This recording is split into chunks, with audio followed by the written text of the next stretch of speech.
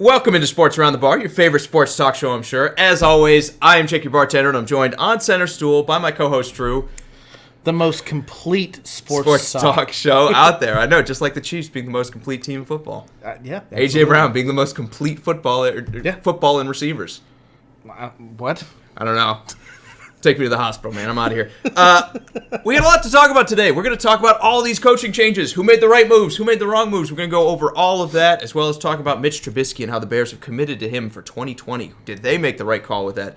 As well as anything you guys want to talk about. Today is your day. It's your episode. So if there's any burning question eating at your soul, today's the day you get it off your chest, and we'll do our best to answer it.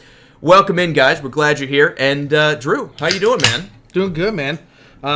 I want to wish everyone a happy new year. Hope it was a great night and eventful for everyone. Everyone stayed safe. Jacob, good to see you. Rob, good to see you as well.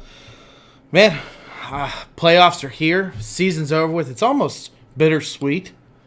Doesn't it feel like it's like week 6? Yeah. It always just runs by. I know I've said that a couple times now, but it's just amazing how fast the season runs by, and you look up and it's January, and then January takes 3 years. Frank, good to see you. Nathan, thank you. Good to see you as well. All right. Well, without any further ado, let's start talking about some coaching changes. We want to talk about the hirings, or we want to talk about all of it? All of it. What do you want to start with? I want to start with the Redskins. All right. Because I think they made the fastest firing. They also made the fastest hiring. Drew, Dan Schneider on top of his game, but was it the right decision? I want to ask you first. We were talking about Ron Rivera. We were talking about should the Panthers get rid of him a lot here during the regular season. The Redskins said that was a mistake, and they jumped all over this one. Was that the right move? Yeah, I know. I'm laughing at the comments too. Do I think it's the right move to hire Ron Rivera? Yes. If you're wanting to double down on your strength, which is your defense of the Washington Redskins, yes, this is a coach to definitely go off and make that move. I am concerned about quarterback, and Ron Rivera had Cam Newton. And I know he had one MVP season and brought the team to Super Bowl, but there's no Cam Newton on this roster. And I am concerned about what their plan is to do at quarterback. I know the rumors are Alex Smith is want back on the field. The Redskins want him back on the field. But he's not the answer either at this point in his career. I mean, is Dwayne Haskins. Do you go out and draft? And when you do, what kind of quarterback do you bring for Ron Rivera to run this team with? You just signed him to a 5-year contract. What are you going to bring him at the helm of the most important position on your field? And how is he going to be able to develop, and who's going to bring around to develop this guy to make your team a complete team like the Kansas City Chiefs are? Well, the answer to that most likely. The answer to that most likely is Kevin O'Connell. I'm not even going to dignify that with a response. Their current offensive coordinator, they've already interviewed him to stick around. It seems like signs are pointing to him staying in Washington another year with Dwayne Haskins. Dwayne Haskins didn't start sharp. I think when you look at him in the preseason and what he looked like at the beginning of the season when he first got onto the field, it was pretty rough. But towards the back half, we started to see some throws that you're like, okay, I can start to see a little bit of shine here. I can start to see some of the upside. I actually don't hate this. You saw some positive progression. Was he the most polished guy coming out of college? No, but not always the most polished guy turns into the best quarterback. I think if we see the same type of trend, we see the same type of trajectory, it could definitely be Dwayne Haskins. I don't know that I'm going back to 35-year-old Alex Smith, who's been out with a medical injury. Yeah. When I've got a first-round rookie, I think they made that pretty clear just by drafting Haskins that we're done with Alex Smith. I'm not saying that it's impossible you go back to him if it was just a terrible bust out for Haskins, but you've seen positive growth. I think you have to keep that going until you start to believe that that's not going to happen again. And I'm not saying that Ron Rivera was a bad hire. I love the hire. I literally think he's the best coach out there. I think Carolina pulled the gun way too quickly, in my opinion. I know he's been there for a few years, but I think it should have waited till the offseason and talked about, hey, what can we do to change this franchise? But that's all said and done. It doesn't matter no more. And I'm with Frank. He says Jack Del Rio as a defensive coordinator, I mean, they really are doubling down on this defense. They are. And when you think about those big Alabama boys, they have the second overall pick, so they're drafting Chase Young. It's like the worst-kept secret in NFL history. Maybe they go for Jeff Okudah instead, the cornerback, because they feel like that's a bigger need. But they need edge rushers there, and you have a generational talent, Chase Young. He looks like Nick Bosa, but fast. He looks just as powerful. He looks like he has more bend. He's more explosive of an athlete as Nick Bosa was in college. You got to take him. And you're talking about having these two great defensive minds with this kind of defensive line built up front. I mean, this is how you rebuild a defense, Drew. They could actually start pretty quickly by establishing this identity of nobody runs on this team. I got to get so many comments in here, but we got to get to Nathan's who just did. He said Ron Rivera was a bad choice. Once again, Dan Snyder and the Redskins proved to everyone that they don't know what they're doing.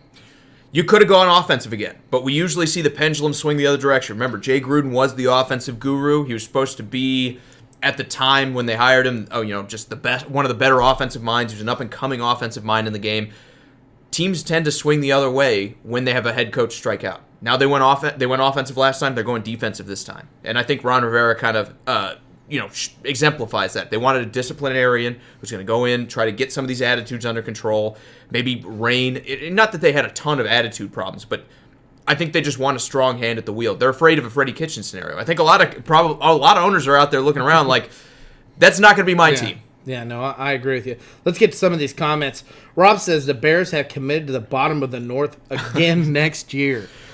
I hear a lot of people down on this Trubisky news, man. A lot of people. But year one, he didn't really play. Year two, he won 12 games. I know it wasn't pretty, and it wasn't all because of him. The defense helped, right? I mean, Khalil Mack had something to do with those 12 wins. Just a little bit. But then this year, they get to 8. And I know the last game was against the Vikings, who were playing some backups, but it's still 8 wins. They all count the same, right? You're not going to remember that 3 years from now. You're going to say, we got 8 wins in Chicago this year. So how are you going to fire a guy that in 2 years got 20 wins? Yeah, man. He's young enough he can still improve. Hearing the news does not mean that they're not going to look at other quarterbacks for his backup position. I highly doubt Chase Daniel stays there. If he does, that would really surprise me. They're probably going to bring in another veteran or go out and draft someone later in the rounds. This does not mean that they're like, you're our franchise quarterback. No, it just means we're going to give him another year to develop with almost Adam Gase. The other thing is it's Matt Nagy. Yeah, Matt Nagy. I'd say almost Adam Gase, but it's Matt Nagy. It could also be a head fake. I mean, this could be no, we're not interested in drafting a quarterback. Not at all. Yeah, it could be. But could be. I believe it. I do. This time I actually believe it. It came out early enough in the process that I do believe the Chicago Bears are committed, at least to this point, to hanging on to Mitch Trubisky. Then again, they were committed to Mike Glennon, invited him to the draft party, and then drafted a quarterback with the second overall pick, or what they traded and turned into the second overall pick. So how much does that actually mean? Not a whole lot, but I still believe that at least right now, from this day, is the plan going forward. Yeah, absolutely. Jacob wants to know, Jake, do you think Jerry Jones will get rid of Jason Garrett? I think if it was going to happen, it probably would have. The second meeting to me was kind of telling.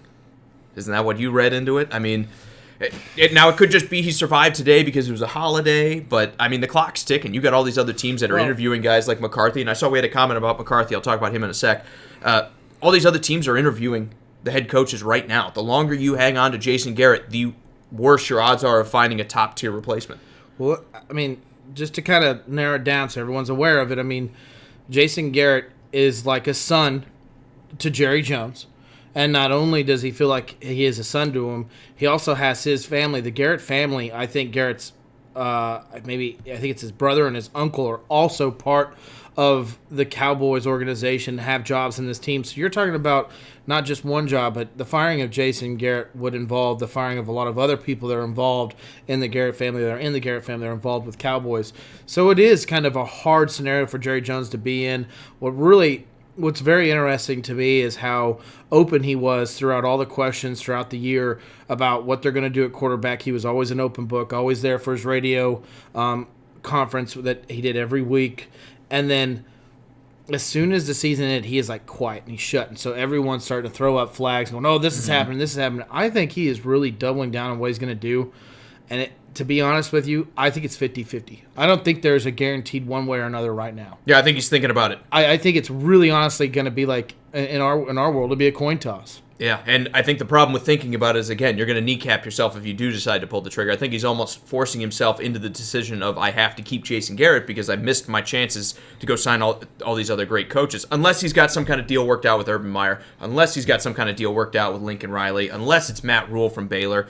I just don't see those guys leaving to go to the Cowboys, though. I mean, all the scrutiny when they already have except maybe Matt Rule, I think might work, because Baylor, think it's necessarily a top job in college football, even though he'd had an amazing year with them and maybe can have a couple more amazing years going forward.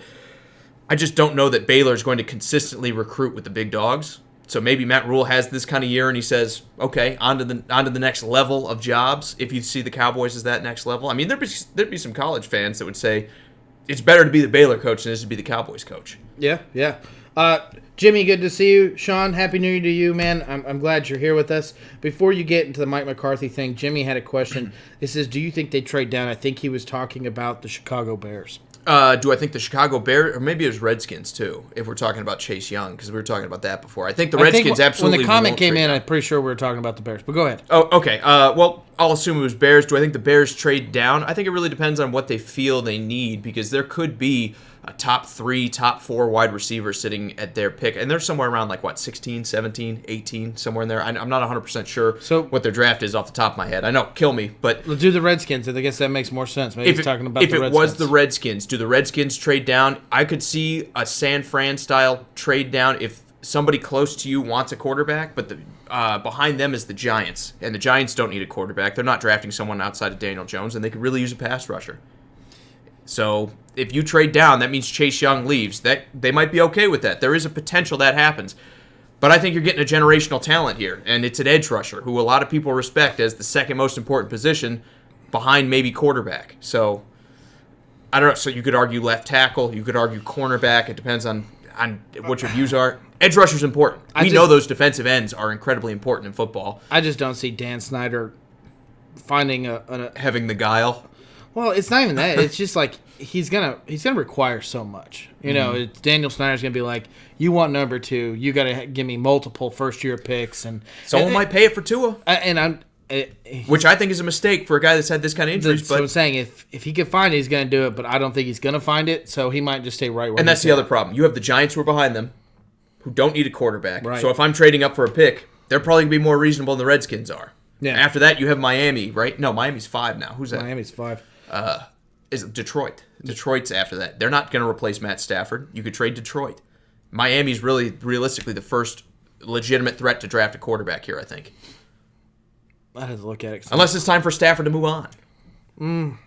It doesn't look Which I don't think so. It doesn't look like it.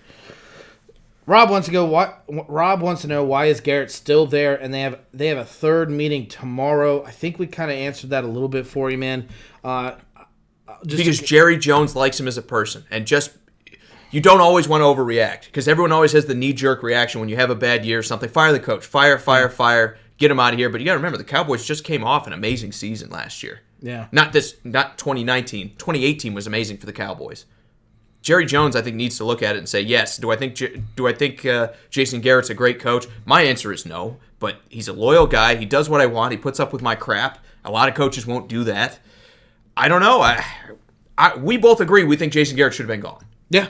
But does that mean that Jerry Jones, who's running this, who's a billionaire and gets to do whatever he wants, is going to make the same decision as we do? No. And I think that's what it comes down to, is Jerry Jones likes him as a person, and that maybe might be skewing his opinion on him as an actual head coach. Absolutely. Austin, good to see you, man. David, good to see you too, man. Happy New Year's. Dalton, good to see you, wants to know what our Super Bowl predictions are. And before you answer, Nate, good to see you, has said it's the Packers and the Titans in the Packers Super Bowl. and the Titans in the Super Bowl, baby. I'd take it. Except those the Smith brothers would absolutely roast our offensive line. That wouldn't be fun. But hey, if that's what it takes to get us there, maybe Derrick Henry can go lean in on the interior line and we'll get there to the promised land. But as exciting as that would be, I don't know. I don't know if the Titans are going to get all the way through. The defense hasn't been playing well enough, I think, for me to pick them. I think I'm going to go with the Chiefs, and I'm going to upset my pick, and I'm going to say the Saints. Because the Saints are actually the most complete team in football. The two most complete teams in the Super Bowl, which is funny that you said that, because that's what I was going to pick. I think it's the Chiefs and the Saints. I think it's what the NFL wants after you saw a dud of a Super Bowl last year with low-scoring affair. I mean, they only can push their want so far into it, but if the NFL gets what they want, it's going to be high-scoring offense. I think the AFC is still down to Baltimore and Kansas City. I think both of those teams could make it. I really don't think the Patriots have the firepower at this point, but, every time we've said that, they've always surged back and managed to find a way and lied, cheat, and stealed their way to it, or whatever you got to call it. The Patriots have always found a way to fight their way back into it. I think that, like I said, the Titans might upset one team, maybe two in the playoffs if they just stay hot and surprise some teams. I just don't think the defense is consistently good enough to win 4 games. Buffalo, same deal, young quarterback, a lot of road games. I know that's kind of a scary thing for the Ravens, who are in the same tier, but they run better, they play defense better. They're the Bills, but like just better. Yeah. And then who else in the AFC? Houston. Don't know that they're really as big of a threat as they could be. They're just up and down. Yeah. They play well in some games, and then some games you're like, who are these guys? Like when they got blown out by Denver and when they got just absolutely destroyed by Baltimore. Perry, good to see you. Obviously, one of the smarter people in our community says Titans have no chance. Thanks, man. But he's right. No, real quick, because I got a couple. Austin says he's rooting for Tennessee this Saturday. He said, "Beat the Pats, go Titans." And Rob says, "Pulling for them Titans this week." He thinks they are young enough and not scared of Foxborough in the postseason. And we got a lot of former Patriots. You got a lot of it's teeter-tottering. I'm joking around. I legitimately think the Titans. You would love to see the Patriots not in it too, yeah, just as much as everyone else. I would legitimately think that the Titans can beat the Patriots because you can dominate the ball, control the ball, and they're going to run with Derrick Henry. And whenever they have to, Ryan Tannehill so far this year has not turned the ball over necessarily a lot, and that is how you beat the Patriots. Yeah, I agree. And they're it's going to be weakness versus weakness. Sometimes I usually talk about strength versus strength, but it's going to be weakness versus weakness. The real question is who breaks first, the Titans defense or this Patriot offense? Which one of them can kind of like fail their way into enough success to where they looked semi-competent? I mean, honestly, if the Titans defense can reclaim that like the first half form where they were just, giving up 15 points a game, Titans are going to win this one easy. Everyone's going to say, even despite the bias, everything else, I think the Titans win it easy. Then again, the way they've been playing, the Patriots could go drop 27 points on them. And in Foxborough, falling behind, sometimes that's enough. You just got to fall behind, and that crowd can almost win them a game. So Tennessee's an interesting team. I don't guarantee. I'm not going to say that, I'm not feeling great about them beating the Patriots, but I think they have a pretty decent shot. And I like this matchup much better than Kansas City because I don't think Kansas City's a team you want to. I don't think the Titans are built to outshoot teams. I think the Titans are built to beat teams that can't score as quickly as they can. Let's get to some more of these comments because everyone's answering who they're thinking is going to be in the Super Bowl. Got a couple of them here. Dalton says he thinks it's going to be the Texans and the 49ers. That's a little bit different. That is a bold prediction. Nobody's talked about the Texans, and that could be their biggest advantage. They could go in like Philadelphia where they got this underdog mentality. Nobody's talking about how good of a team we can be because they can be good. They've been very good at times. J.J. Watt's back. Against doctor's orders. At 50%. Yeah. I don't know. I don't love Houston, but then again, they've had some good games. Maybe they just get hot for 4 games. Yeah. I don't see it. But it could happen. Not defensively, but I think offensively they have an opportunity to. Yeah. Carlos Hyde, pretty good year rushing, too. Yeah. I mean, they have a 2-pronged attack for the first time in a long time. Maybe the comeback player of the year. Yeah. I definitely agree with that. Don't you wish Kansas City hung on to him? I do. I've said that many times to you. Michael says the Ravens are going to win this, are going to go into the Super Bowl for the AFC. I definitely think they're the favorite. I mean, Vegas has them as a favorite to win everything at this point. Yeah, they got a very high percentage of winning it all. The only thing I don't like about that, even though they have home field advantage, and I do like that, young quarterbacks tend to struggle a little bit in the postseason. We've seen it happen. Even guys like Mahomes last season, it can come down to maybe the moment's too big for them. Deshaun Watson's another example of that from last year where he played Indianapolis and just didn't look up to the challenge. I think Josh Allen's going to struggle with that this year. Usually, it takes quarterbacks a couple of years in the league. They have to go there once or twice, and I know he went last year and played against the Chargers, but usually you have to get a little bit of experience in the playoffs before you're ready to win one of these Super Bowls. I do just want to clarify something real quick. It was not Patrick Mahomes is the reason why the Chiefs lost. It was Dee Ford. Well, they came out flat in the first half, and you could say it's not Patrick Mahomes. Man, who won the Super Bowl. I'm aware. And I'm not saying it's just Patrick Mahomes. I'm not if they went out and got flat against like the Colts or who else did they? Well, Deshaun Watson came out and was flat against the Colts, and they lost that game. I'm just saying it happens. He didn't. If Patrick Mahomes came out sharper, they win that game. If he throws one more touchdown pass in the first half, they win that game. And part of that can be chalked up to youthful inexperience. Well, they did. It was Dee Ford's fault. That's why he's in the 49ers uniform. Is that what it is? Yeah. Okay. Well, turned out okay for him. Just wanted to clarify that for you. Turned out okay for him because the 49ers aren't so bad this year. Perry says the Niners and the Pats are going to be in the Super Bowl. Well, I'm hoping it's not the Patriots again. But history has foretold. It doesn't matter how bad this team looks. They always find a way to get their way into it. Zach, good to see you, man. He says, Chiefs, baby. There you go. Let's roll into it. I love the bye week. Julio, good to see you. He says, how about the slugfest between the Niners and Seattle? He said, go Niners. How about that slugfest? Dude, we were talking about it before the show. Literally 1 yard short from beating what we and most people consider to be the best team in the NFC. 1 yard short, beating them twice. Seattle. I mean, are we not talking about them enough? I know they've had injuries. I know, but they had injuries going into that game. All teams, every team that's in the postseason has injuries. I don't know, man. I mean, I feel like everyone's getting their just dessert, but you're gonna have the favorites. I think losing Carson might have been the difference maker. I think having Chris Carson, I'm going to say they have a shot at winning the Super Bowl. I think not having Chris Carson, we're going to start to see the run game take that half step back. They're not going to be good enough. Yeah, I think it's more on the fact in David Clowney. And does he stay healthy enough and productive enough on the defensive side of the ball and create havoc in the backfield for their defense? I mean, that's kind of more, in my opinion, a bigger issue. I know Chris Carson, losing him, that's arguably one of the best backs in the league, and trying to replace him with Marshawn Lynch and Turbin is not the answer. It's, and Homer, that's not the answer there. It's but you deal with what you got. But there's still a player across on the other side of the field who is not staying healthy enough, but isn't out for the season. It's that guy that needs to produce more, in my opinion, for the Seahawks. Nathan says Tennessee will get destroyed this weekend in Foxborough. Have a little bit of faith. But then again, last time they went up to Foxborough in the playoffs, they scored a touchdown. Things were going pretty well. They stopped Tom Brady twice. They were driving again, and then it started raining yellow flags, and all that was put to rest. So we'll see. I don't know, Perry. I don't know, Nathan. There's a good chance that the Titans do lose this one, and there's a good chance that New England's just a better team. Because that defense was absolutely stunning for 15 games out of the year. Perry does say, the internet says Texans have no defense. The internet's usually pretty right. And like I said, they have good showings, but if you look at it, I think the last 6 games of the season, they were giving up like 150 yards rushing. Their secondary is one of the bottom-ranked ones in football. It's been injured as well. They've got problems on the defensive side of the ball, no doubt about it. The Houston Texans have their set of problems on defense. But I say that, and then I look at Week 15 when they played the Titans.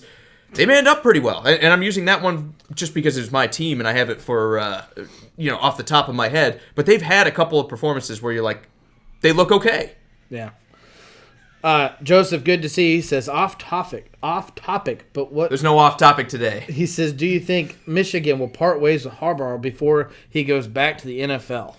Well, they've already said pretty much committed to him for another year at least. I don't know that Michigan is that enthralled with getting rid of him, because who is the better coach that you're going to land at a program like Michigan right now when you have Ohio State that's just looming in the Big Ten? Are you going to be able to lure a top-level coach? Like, who's the better replacement? And I know he hasn't really succeeded up to what his paycheck has warranted and everything else. I just don't see Michigan getting rid of him short of a disaster-type season, short of a 5 or a 6-win season, because you just have to bet on him beating Ohio State one of these years. I just don't see them luring a much better coach than what you already have. Yeah, you have to out-recruit. You have to start winning these recruiting games, and then you have to start. You have to start developing the players. It's not just enough to recruit. Ask Butch Jones. It's not just enough to recruit. You have to, develop the players that you have. And I'm not saying Jim Harbaugh can't do any of those things, but what I am saying is, who's the next best guy? Because unless you have a line on the next Matt Rule or the next Lincoln Riley and the next great mind, the next Sean McVay, unless you have a line on one of those guys, you're probably not going to go and lure away a Jimbo Fisher or lure away, a Nick Saban to come in. Yeah. It's just not going to happen, in my opinion. Not a school like Michigan when you've got the big brother like Ohio State sitting there. Sorry, Michigan fans. I hate to refer to Ohio State as the big brother, but you can't tell me they haven't been for the past, what do they want, 16 of 17 or 16 of 18? Something like that, yeah. It's been a rough going for Michigan. It's been rough. Perry wants to know what our schedule is going to be for these shows. Perry, we're going to talk about it. We'll let you know. Just holidays and illness has kind of gotten in the way of our shows being regular. We'll let you know, man. We'll try to post. We're planning on being back Friday. Yeah, we'll post something, and we'll let everyone know. Because when the off season does happen and we're down to playoffs, our schedule does change a little bit. So right. we will let you guys know as soon as we talk about it. To be honest, we have not talked about it at all. So yes, and Scott says there is no defense fast enough to catch Lamar Jackson if he's in this game. Well, we said that, and then the Chargers played him last season. You remember that? Yeah. I don't know that it happens again, but Anthony Lynn sure came up with a game plan to stop him. Do you think we could see that again? Because I Yes. do think it's a definite possibility that someone's going to come up with something creative and they're going to throw it at them, and it can work. I will pound the war drum that I've been talking about all the time about playoff football. It is a different kind of football. It is completely different. Defenses play different. Coaches coach different. Players play different. It is a completely different style of football. Only the most complete teams, that's why you usually see number one seeds like Kansas City, constantly go against each other in the Super Bowls, because those are the teams that have stayed consistently together enough throughout the whole season, and it just goes in the playoffs. It's Lamar Jackson looks great. I know he's the number one seed, but if that's what you rely on, and him being healthy enough to run past everybody, and that is it. Some teams, like the Chargers last year, can find a way to keep him contained. It's an issue. But that being said, I've also been on the same bandwagon saying his throwing has looked a lot better. It's looked a lot better. So maybe that makes a difference. Yeah, I think it's going to be one of the most interesting talking points for the entire offseason, because what happens if he comes out and he stinks? Yeah. What if he has a bad game? Are we going to say it's a bad game, or is everyone going to turn on him a little bit? Everyone's going to say, oh, well, when it gets down to the crunch time and you're not playing against Miami and you're not playing against some of the easier teams, where he did make his hay a lot this season. He had some great games and padded some sets. But he's had bad games, quote-unquote bad games against tougher opponents, but it's still won. Sure, yeah, no, I agree. That's kind of my point here, is if he lays down an egg versus a great team, is the media kind of going to go in the direction of, oh, well, it was one bad game against a great opponent, or are they going to go kind of turn on him? Because we've seen that happen. RG3, I think, is the best example of that. Yeah. RG3 was the wonder child, and he gets hurt, and then he comes back and has a couple bad performances, and everyone was ready to just throw the man under the bus. So I don't know. And then there's the reverse of that. What happens if he kills it? Do we say, is this the Cam Newton year that he has? That, oh, the guy just had an amazing year and nobody can explain it, and he regresses to the mean next year? Or like I said, most interesting topic out there. There's so many directions, and nobody's going to know for 5 years. And then we're going to be like, oh, it's pretty clear this is exactly what was going to happen. I knew it all along. He's the most interesting guy to watch in football right now. Whether you like him or whether you hate him, whether you think he's great, whether you think he's bad, whether you think anything in between, he's the most interesting guy to watch in football right now. He really is. And to be honest, he's fun to watch. And I agree. He's fun. He definitely is. I mean, a lot of big plays when he's on the field. You ready to crap on the Browns? Let's do it. Let's talk about them firing Freddie Kitchens, because I think this is a good move. You were the one saying maybe they should have even given Freddie another year. I mean, I just don't favor 1 year chances for a head coach. Mm-hmm. That's it. That's it. It's got to be more than 1 year. You have nothing else to save his job. Like, if the mistake was hiring him last year. Yes. And now you're just doubling down on your mistakes. But isn't it better to kind of like cut the tumor out when you're like, okay, we messed up, admit the mistake? But, okay, so we kind of talked about this a little bit, but we talked about in other circumstances like the quarterback situation. And I know you're going to harp on me about this, but we talked about the LA Rams quarterback, Jared Goff, and you paid the guy. Yeah. And I think he does not have the it factor to be paid like a top franchise quarterback. It, in my opinion, was a mistake to make him one of the highest paid quarterbacks in this league, and I think you could have gone out and found someone better to run your system with McVay calling the offense, and now here you are, and you're going to just keep going with this guy, which I think he can be an issue into the future of your franchise. What are you going to do next year if your defense isn't back up to par and you got Jared Goff not showing up in important games and important moments? So it's kind of like that, but you're going to the opposite side of it. Because I'm saying, I'm almost 100% in that camp where 1 year is not enough. Right. No, it doesn't matter who you are. Let me finish what I'm saying. Is it's kind of like that with Jared Goff. It's like you've now made a mistake and now you're just living with it. Maybe they don't look at it as a mistake, but I think they did. Now they came out. Their GM came out and said he doesn't regret giving Gurley or Goff those big contracts. Right. Exactly. But you kind of have to, because that's your job. And then you talk about Freddie Kitchens. You made a choice to hire this guy. And Austin saying he never should have been head coach to begin with. We were both pounding that drum along with you, Austin. You hired this guy. Right. It was a mistake. You brought tons of talent in with John Dorsey, who also lost his job. And now you're cleaning the slate, which I agree needs to happen. But what happened this year? What in this year does your franchise, your player, your young talent go, I'm glad that happened and we learned all this. None of it. None of that happened in that. Yeah, they won more games they had in the last recent years, besides last year. Yeah, I was going to say less than last year. But let's be realistic here. It's by one. It's been very terrible. And so now you're bringing in another head coach, and I get that this guy will probably be someone with a lot more history past of coaching teams than Freddie Kitchens. I think they learned their lesson that they're not going to do a one-year wonder. Mm-hmm. I don't think they're going to do that, or not even a one-year wonder, offensive coordinator wonder, really. Right. I think it is a mistake to let a guy go after 1 year, but I think this is the right circumstances, and I think this is the reason why you don't see all your other media platforms like ESPN going out and bashing the Cardinals letting go of their 1 year coach. And you don't see this with Freddie Kitchens because of all the issues that came down with it. And I know you want to get on that train and talk about how many mistakes he made. He did make a ton of mistakes, and this is the only reason I think you have to fire a coach in 1 year, which is when you are the problem. And I think Freddie Kitchens was the problem. Not that I think he was a bad coach offensively. I don't think I'm not even going to go into the play calling. I'm not going to say, they lost because he wasn't calling the right plays for Baker Mayfield or anything else like that, because this is the same guy that everyone was praising Baker Mayfield when he was calling the plays for him last year. So yeah. I don't want to point that kind of finger at him, but when it comes down to the discipline and not being able to control the locker room and not being able to keep everyone on track and not keeping everyone playing hard through the season and not keeping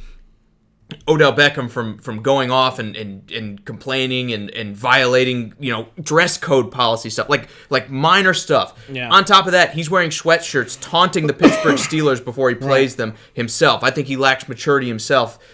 Freddie Kitchens, I know it's crazy. This guy's a 45-year-old man. I'm telling you, he lacks maturity. But that is an immature move. I think when you look at Cleveland, the right move is to get rid of the guy who's the problem. And right now, Freddie Kitchens is the problem. It's not the talent on the field. It's not the roster or anything else, because Baker Mayfield's a 24-year-old guy, 23-year-old guy, whatever he is. You can't look at his explosions in the media and say, that's on him. No, it's on the coach for not being able to control that. At the end of the day, you're his boss. You need to keep him controlled. You need to keep him after the first instance. In the same set. Pull him into your office. Same thing with Myles Garrett. Same thing with anyone. Exactly.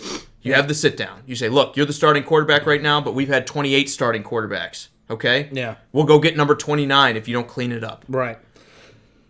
Scott says the Browns is cursed against the whole franchise. He's just I'm with him. And then Nathan says the Browns are overrated.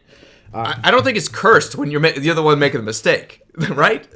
Is it cursed? Because curses, I feel like it's just bad decisions. And bad decisions stacking on top of each other. I think what it should say is that Haslam's has cursed cursed the whole franchise. And if you follow college football, look at the fall of Tennessee. Yeah. UT has been terrible since the Haslams took over. Now that they're out, they're starting to recover a little bit. And I know Jeremy Pruitt didn't have a great year to start this year, but they managed to make a bowl. They got, 7 wins, I think? Yeah. They're recovering now that the Haslams are kind of have their fingers out of the program a little bit. And you look at the Browns. They've had 6 head coaches since 2012. In 7 years, 6 head coaches, 5 GMs in that span. Even though I said this is the right move, firing your coach every year is not the right move. You can't just constantly have people rotating in and out and expect anyone to do a good job in the NFL. I mean, just remember how many years they gave Hugh Jackson. Yeah, I know. And that brings the number up. They gave the guy who couldn't win a game multiple years, but they can't give everyone else that's where my whole point across is maybe not firing Freddie Kitchens this year. Maybe giving another one might be a good thing. Sean says his question is did we see the Buffalo Bills going against the New Orleans Saints in the Super Bowl? That's his prediction, I guess. Do we see the Bills getting there against the Saints? I could see the Saints getting there. As for Buffalo, it's going to take smash mouth football, because I talked about it with Lamar Jackson a little bit, where I don't like young quarterbacks having to play in the playoffs. I really don't like young quarterbacks when they have to play on the road in the playoffs, and that's what Josh Allen's going to have to do pretty much all off-season or postseason long, unless the Titans happen to make the AFC Championship. Then they'll get to play a home game. Outside of that, they got to go play every game on the road, and I don't love that for a young quarterback like Josh Allen. I think Josh Allen's 20, because he was 19 coming out in the draft, and this is his second year. Is that right? Is he? Yeah. He's 20 years old right now, and he's going to have to go play all these road games. Here's the thing about the Bills. Regardless of what happens this year, I think this is a building year. You need to improve a little bit on offense, and then we can talk about this team is ready to win a Super Bowl. Right now, look at it as house money. Whether they win a game, or whether they win 2, whether they win 0, I think you can say the Bills, just getting this experience helps them. Got a couple more questions here, and I guess the Oregon and Wisconsin game is going nuts. I appreciate you guys keeping us updated. I know it's hard to. Wouldn't you rather see either one of those teams in there, except for outside of Oklahoma? Yeah. No, I wouldn't. I mean, I liked Oklahoma going into it. I think Oregon was not necessarily good enough, and I think Wisconsin was a little overrated as well. But I think both of those teams deserve to have a shot in the playoffs, and I think they're showing you right now that they both probably would have been in an 8-team format. Got a couple questions here from Austin and David. I'm going to ask you both of them, then I'll let you go ahead and say how you feel about it. Well, good to see you, David.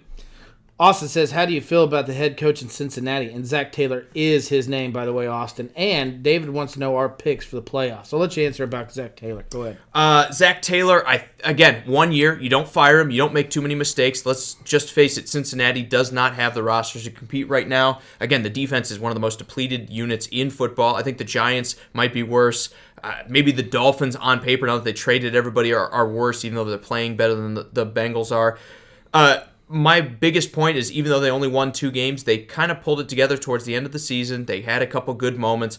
Don't overreact to that. Zach Taylor is the head coach you need to stick with going forward. I think really you need to have 2 more years before you're ready to pull the trigger and get rid of him, unless you win 2 games again. If the team gets significantly better, like you sign a couple free agents and you're feeling better about where the team is, especially one side of the ball, and you win 2 games next season, maybe then you get rid of Zach Taylor. But for right now, we can't be talking about the guy running on a leash. I think the NFL is going too much in this direction where every time somebody has a bad year, we're talking about firing somebody. Right. And you got to remember, Zach Taylor, we didn't love the hire to begin with. He was like the 8th guy to get hired. He was a young Sean McVay clone that they were like, well, let's just get a young guy that's an offensive guru that can grow a little bit of stubble on his chin, and we'll call that a head coach. We didn't love the hiring. But that doesn't mean you can fire the guy just because the Cincinnati Bengals and this roster didn't win a lot of games. Because if you look at this roster, no A.J. Green, the offensive line was beat up. They lost their tackle from the draft, their first round pick. The defense, outside of a couple of defensive linemen, they have nobody really of any note. Yeah. Sean, Josh Allen is not injured as far as I know. He's gonna play Saturday. Yeah. Man. So I don't know where you got that from, but as far as I know, man, Sean, Josh Allen is gonna play Saturday. David, as far as our picks for the playoffs, man, we are gonna do that show on Friday. If you feel like you want a pre-game or pre-show, I'll give you a hint. I'm gonna go with the 2-tone blue. You mean baby blue? That's two-tone. Yeah, two-tone. Yeah, baby blue. I got you. It's two-tone because we wear dark and light blue. So 2-tone. Yeah, yeah, baby blue and dark blue. And dark blue, yeah. And navy blue. Yeah, baby blue. Sky and navy blue, yeah. Yeah, baby blue. Gotcha. Color of champions, Drew. This year, most complete team in football. You heard it here first. Like he said, we do these picks on Friday. We like to wait till some of the injury reports come out. I think the Titans game especially, it'll depend. I know Adoree Jackson has practiced. I want to see if he actually plays in this because I'll feel a lot better if they have him and Logan Ryan out there guarding some of these underwhelming Patriot weapons rather than Tremaine Brock, who's been pretty susceptible, and the rest of the Titans secondary that has been even worse than that. As for the Buffalo and Texas game, I'll give you just a little bit of a kind of preview on that, but we'll go into it more on Friday. Again, I don't love young quarterbacks on the road. I think Deshaun Watson's had that learning experience where last year he had a big dud in the playoffs, and he was probably disappointed with his performance. I think you might see a better performance out of him in this first round than you'll see out of Josh Allen, who's just now into the playoffs, going on the road, facing a team that's been there, kind of done that. Well, David's picking the Bills to win. I don't hate it. Again, I think that one's definitely an interesting game. I think both of them are actually pretty good matchups. I think Houston, it just depends what team shows up, because if Houston's playing at its best, I think Houston's better than Buffalo. At its worst, I think Buffalo is leaps and bounds better than them. I think it's bad news for the Bills to see J.J. Watt in uniform, and I'm not even saying him doing anything. It's just what he means to that team and that organization and that city. Just having him there ready to play if he needs to, I think that is a very bad sign for the Buffalo Bills. But I'm not giving my picks till Friday. And I'm with you on that. All that subject to change, because they could say that Tannehill's not going to play, and I'm not going to pick the Titans at that point. Another one here that I just lost, but that's okay because it kept moving. Nathan says the Browns are run by morons. Yes. Perry says, admit it. He's fascinated by the Titans' odd uniform, and he likes the sword on the shoulder. I actually didn't like the redesign. I guess I was the only person in Nashville who didn't like the redesign, because I was like, what was wrong with the other uniforms? And now we get the numbers that I can't always tell what the difference is, because it's like sharp stuff. So when someone's like in the pile, you can't tell what's a 2 and what's a 7 and what's a 9. I'm not crazy about it, but it's unique. They look different than everyone else, and I guess that's what everyone's going for. That, and they like changing the uniforms because that means you're going to go out and buy the merchandise, everything else, and the NFL only gets richer. But I don't hate them. I don't love them. I kind of wish we kept the old jerseys. But at least for right now, I think the Titans, they did what they did. Not a real strong opinion, Drew. I'm not like, oh, man, I'm not going to be a fan of the team anymore because they changed the jerseys. Are you sure? Yeah. David says he wants the Packers out as soon as possible. Well, you got to wait a week to find out. Yeah. Nate, good to see you, man. He says, do we think Rivers will leave the Chargers? I think the Chargers might leave Rivers. Yeah. I think it's going to go the other direction, where they're going to say thank you for all you've done, but no thank you anymore. And then he'll be in a two-tone blue, huh? That won't happen. It's going to be Ryan Tannehill if we have to franchise. Come hell or high water, you're not letting this guy leave, right? I don't know. It's the Titans. I'm not John Robinson, but he's been pretty good since he's been done here. well. Yeah. Normally, I would agree with you because you're the Titans. But since John Robinson's been here as GM, he's done a lot better with some of the personnel stuff, which is why we've been semi-competitive here lately. Semi-competitive. Yeah. We're getting there. We're the most complete team, but we're only semi-competitive. Hey, 2 out of 3 years in the playoffs. That's not bad. 2 out of 4 out of the 9-7 run. They've been 9-7 4 straight years. They made the playoffs twice in that run. That's pretty good, right? Yeah. You can't always bet on getting in 9-7. Right. Now you have a receiver. Now you think you're some passing offense or something like that. Yeah, exactly. It's fun. You have somebody who can catch the ball a little bit, and you're like, man, is that what that's like? More importantly, you've got a guy who can throw it. Sorry, Marcus. Rest in peace. Nate says, where does Marcus go after this Titans? Elsewhere. He's going to go anywhere he thinks he can go and get that bridge spot and then beat out a rookie to stay a starting quarterback. He's young. He's only 26. To be honest, I don't Younger think man than me. He's not going to have a hard time finding a job. I could think of many teams that could use him as a backup. But he's not going to go look for the backup spot, and that's going to be here's where the disconnect comes in, and why you might not see him get signed right away, because he's going to say, "I'm a starting quarterback." Well, he can say whatever he wants, and that's exactly what every GM is going to say. He can say whatever he wants, but they're literally on this table alone. You probably have 4 or 5 teams that could probably sign him as a backup. As a backup, yeah, yes, and these are playoff, including Tennessee again. Yeah, and these are playoff contending teams. Yes, yeah. Then again, he's going to think I'm a starter. And that, like I said, might be the reason he stays out in free agency longer than others, because he's going to say, I want the Denver-type job. I want to go like Joe Flacco and have my chance to compete and my chance to prove myself. He's going to be just like Joe Flacco, too. Well, it might, yeah. It could get pretty ugly. Nate says, does Marcus go to the Chargers? I think they're going to be in range to draft somebody. I think you might even see Justin Herbert go there. I think that's probably my landing spot at this point. Now I'm tipping my hand on my mock draft, but no, I think they're going to be in the market to draft somebody. They only have 5 wins. They have, pick 9, something like that, pick 8. I don't have it in front of me again, but they have a decently high pick, and there's going to be a decent number of quarterbacks. I think there's a good chance they're going to say, we'll sign a quarterback like Marcus, and we'll have him start, and then as soon as we have this rookie kind of step up, it's time to move on to the rookie. Austin wants to know what happens with Eli. I can answer this. He's going to retire because he's already said that he will not play in a backup role. He wants to start. He's not going to find a starting position. He will retire.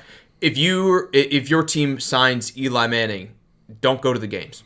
That's all I can say. Don't go to the games. You deserve better than that. Nobody should be signing a 39-year-old guy that has had the kind of career that Eli Manning has had these past 4 or 5 years and say this is good enough in the NFL in 2019 or 2020 now. David wants to know, do we think that the Bears have paid, or the Bears Nate says pick 6 on that one, so thank you for that. But yeah, I knew they were up there. David wants to know, did the Bears pay too much for Khalil Mack? No. It's very easy to get depressed as a defender when you're constantly on the field and you're constantly in bad spots. Next year, they need more weapons. And this was my point I was going to make when we were talking about Mitch Trubisky. I know we're not going to circle back. Let me just make it real quick. I know everyone's ready to throw Mitch Trubisky under the bus, but outside of Allen Robinson, who in this offense do you look at and you're like, yeah, he's a world beater. He's amazing. They need more weapons. I like Anthony Miller, but I haven't seen enough from Anthony Miller. We saw a good stretch from Anthony Miller, but I need 16 games. I think David Montgomery will become that back, but not yet. But right now, you can't say, oh, he's had all these weapons and he's not succeeding. Yeah. I think you can look at it and say, we've had Allen Robinson, and Allen Robinson's a great weapon.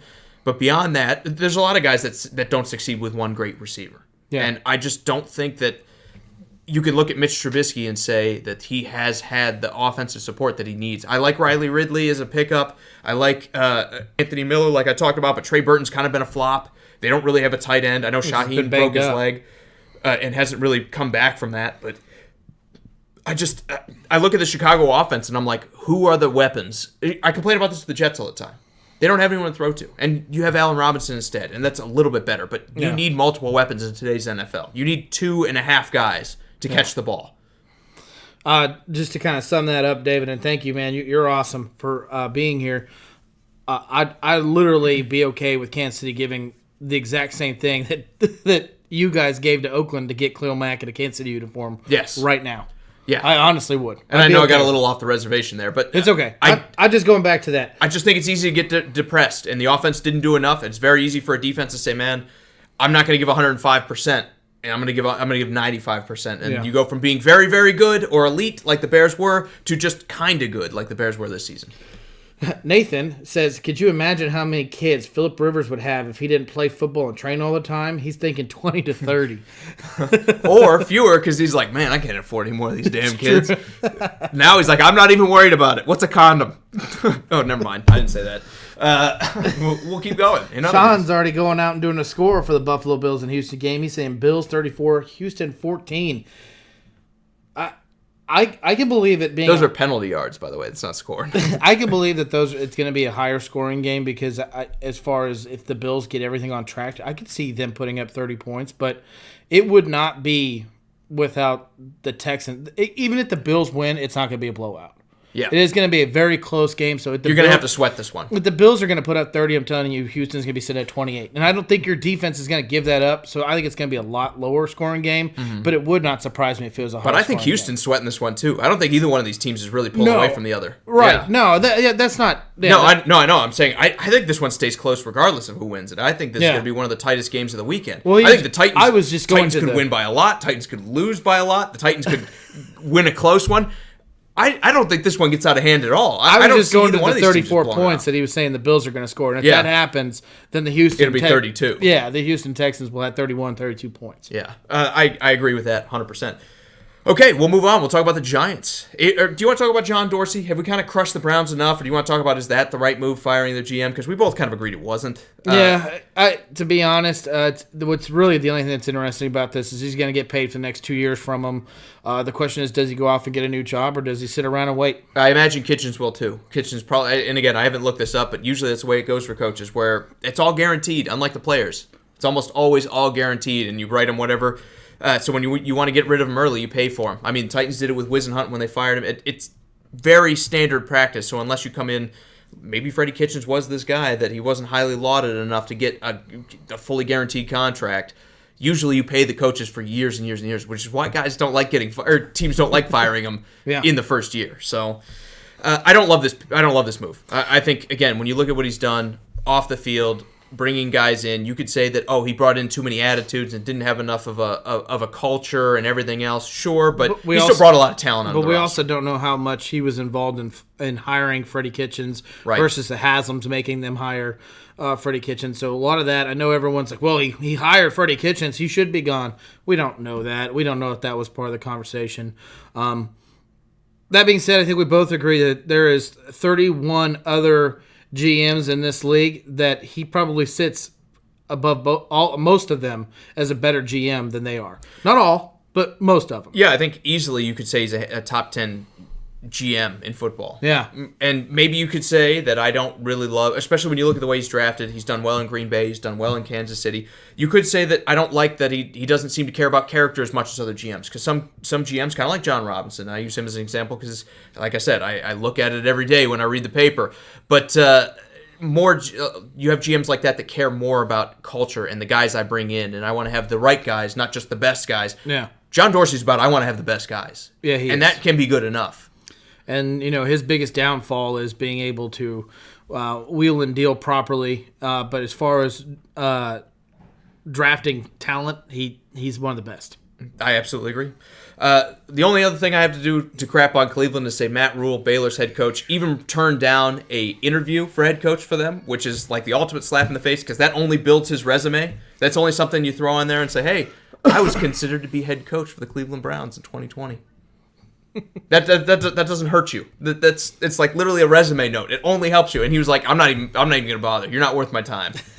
I don't want that on my resume. So like ultimate slap in the face. I think the Browns are gonna be in trouble. They're gonna sign somebody that nobody's expecting. And I know that we're interviewing McCarthy right now, but if you're Mike McCarthy, we talked about it before. The only way I do this is if you're gonna write me like a 6-year contract, so that if you get a wild hair up your ass and you fire me, I'm gonna get like 5 years worth of like paid vacation, basically.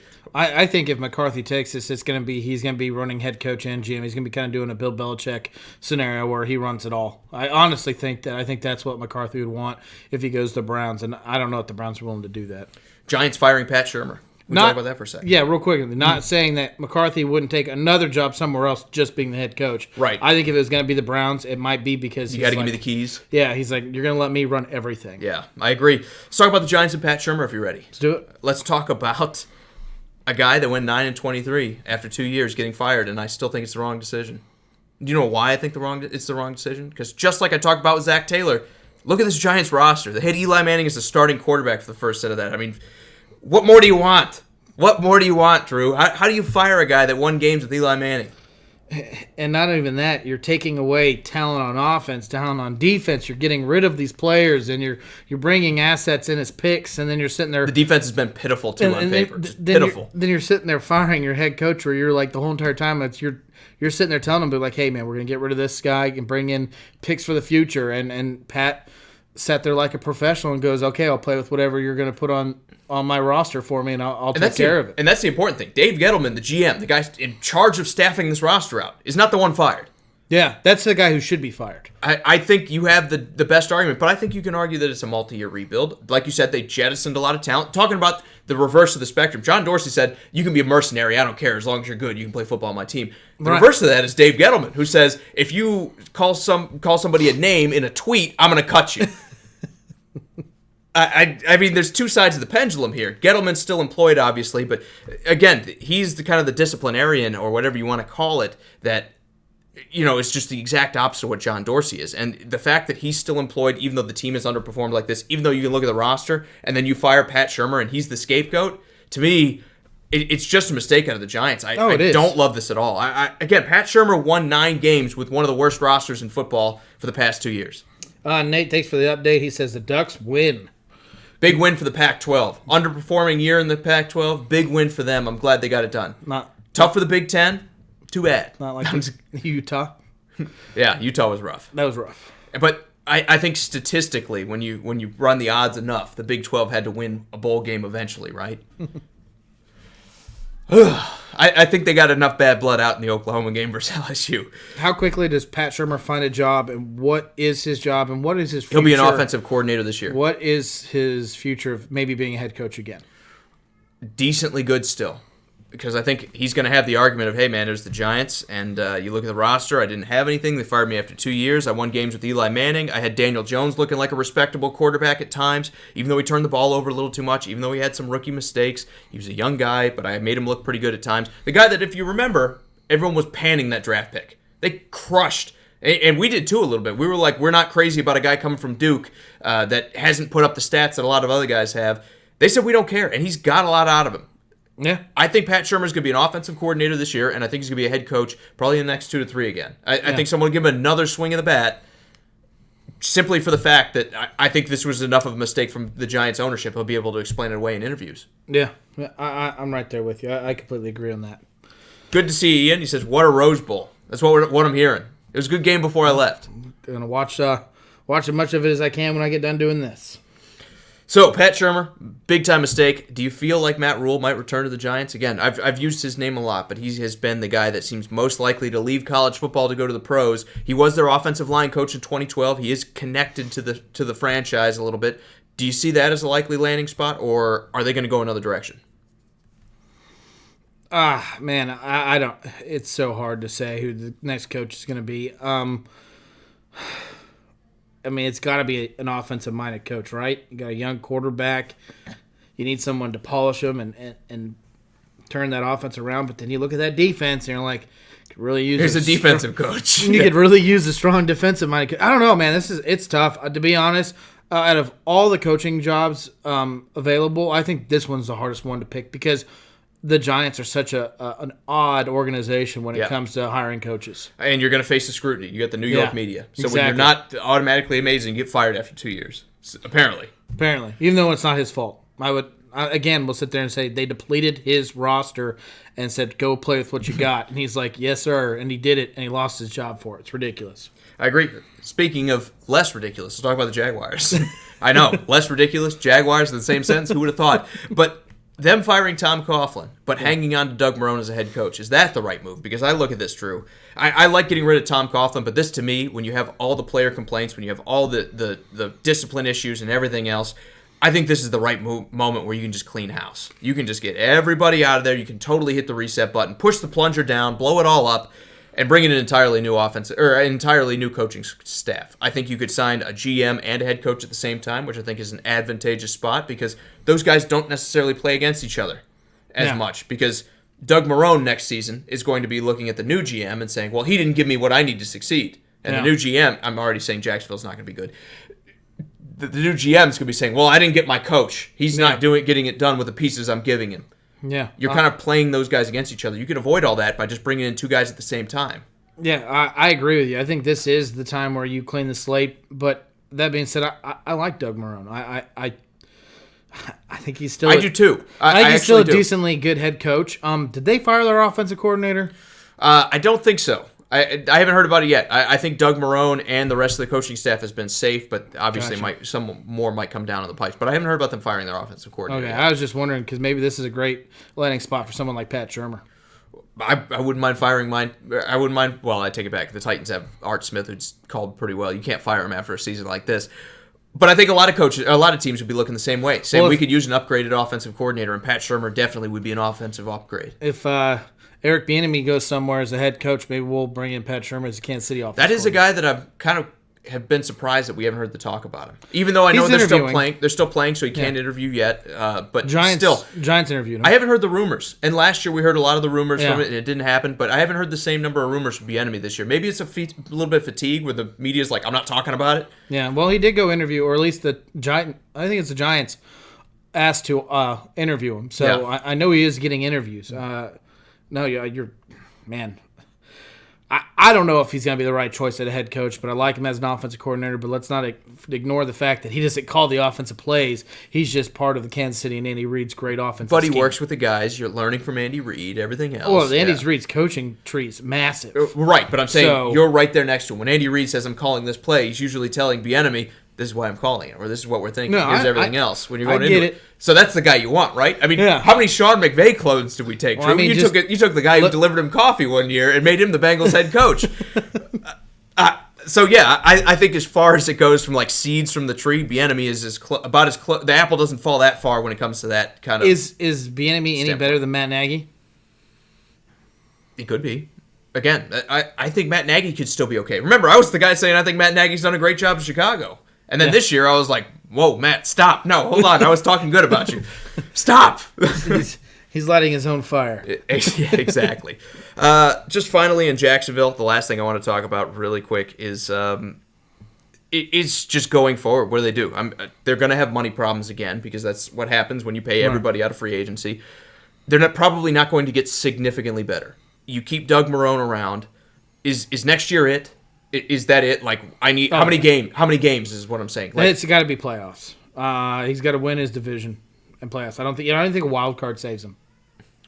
See, I would almost say you're almost giving him another excuse because I don't see the roster getting significantly better. He's going to point to it and say, yeah, I mean, we like Gardner Minshew, but he's up and down. Nick Foles hasn't lived up to it. You haven't made the roster any better. I still don't have an offensive line. Leonard Fournette's still disappointing. Are we going to be talking about the same thing next year where we're like, well, it's not Doug Marrone's fault? I mean, I don't know. I think it's have to win the division and then maybe a playoff victory. I don't think even getting the playoffs will save him. Yeah. I just don't. What's his name? What's the owner? Shad Khan? Shad Khan, yeah. Shad Khan, there you go. Yeah, I always want to say Shaka, but that's not it. I just don't see him as a owner that's willing to kind of be patient. I'm really surprised that Doug Marrone's safe. I really honestly am. I agree with you. I agree with you. Especially when they fired Gus Bradley and said, good luck getting home. Was that him or was that Dirk Cotter? I don't remember. I think it was Gus Bradley that did that too. That might have been Dirk Cotter for Tampa Bay, but I think it was Jacksonville and Gus Bradley where they're like, hey, it's week 16. Thank you for all your hard work. I know we're on a road game, but you're fired right now, and I want you to go buy your own plane ticket to go home. You're not flying back with a team. Austin says GM of the year. He thinks Snyder out in Seattle deserves it.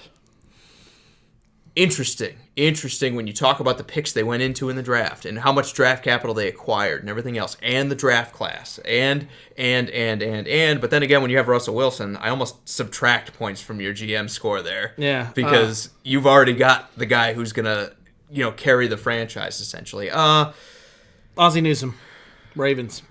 Well, he's not there anymore. Remember, he retired this year. I don't care. This but is just for draft. drafting Lamar Jackson. It's not even that. This team is pretty much his. Right. Yeah. Outside really of Hollywood Brown coming in. I mean, they did refresh. Let's not pretend like they didn't watch it. I get it. He was Michael Crabtree. He was. But that was before. They had to refresh some weapons here. I guess you could say Mark Andrews is his guy, and he's their best weapon. He kind of really. Mark Ingram is not his guy. No, he's not his guy. So they've had some playmakers Gus come Edwards in was outside. his guy. Yeah. And Gus Edwards looked good too. Yeah, but I think anyone looks good behind this offensive line, and he probably has a big chunk to do with it. Line? Yeah. But they've been there. It doesn't work. It was just that was the guy that came to my mind that really took a roster of just okay and made it better. Well, it's got to be the Kansas City Chiefs, right? They're the most complete team in football. How are they not have the best GM? I really like how you bring that up. Brett Veach is definitely the GM of the year. Okay. Thank you. I got to think about it. Most complete roster. John Lynch. It could be John Lynch, but I still don't love a lot of the moves. I think he's just like making mistakes, and the good things just keep happening. But they're not mistakes. And here's the thing. It could also be 1 year. What happens if the 49ers go back to winning 5 games next year? Well, teams have good years. Rams kind of did that. Yeah, exactly. So you can't. But that doesn't mean that he's not the GM of the year. But you kind of got to factor that in. You got to say, well, it wasn't because you made those moves. The team just got hot. And I don't think the 49ers are going to do that. I think they could improve, but maybe it's just something I have against John Lynch as a GM that I can't give him the credit. I just can't do it. I know it is.